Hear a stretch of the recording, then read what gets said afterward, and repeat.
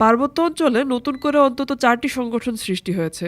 3 দশকে পাহাড়ি অঞ্চলগুলোতে অভ্যন্তরীণ বিরোধসহ নানা সংঘাতে 2000-এর বেশি মানুষ প্রাণ হারিয়েছেন। খাগড়াছড়িতেই গত 3 মাসে খুন হয়েছেন 6 জন।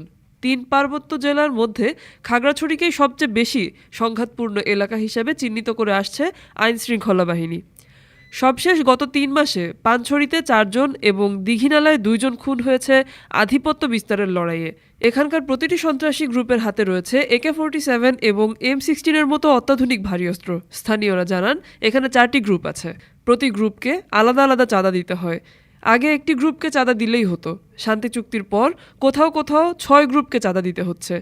একসময়ের শান্ত পাহাড়ি অঞ্চল এবং পর্যটকদের অবাধ বিচরণ ক্ষেত্র বান্দরবান জেলাতেও চলছে আধিপত্যের লড়াই। এখানে জেএসএস ইউপিডিএফ এর পাশাপাশি রয়েছে জেএসএস সংস্কার, ইউপিডিএফ গণতান্ত্রিক, মক পার্টি এবং কুকিচিন ন্যাশনাল ফ্রন্ট কেএনএফ। বাকি সংগঠনগুলোর চেয়ে কেএনএফ এ অঞ্চলে ব্যাংক ডাকাতির মতো ভয়ঙ্কর অপরাধ করেই অবস্থান জানান দিয়ে যাচ্ছে। অবশ্য সেনাবাহিনী সহ যৌথ বাহিনী প্রায়ই অভিযান চালিয়ে ধ্বংস করছে কেএনএফ এর গোপন আস্তানা। সম্প্রতি রাঙামাটি পার্বত্য জেলায় পাহাড়ি সংগঠনগুলোর মধ্যে সশস্ত্র লড়াইয়ের মাত্রা কিছুটা কমলেও বন্ধ নেই চাঁদাবাজি। ডেস্ক রিপোর্ট, আজ বার্তা, ঢাকা।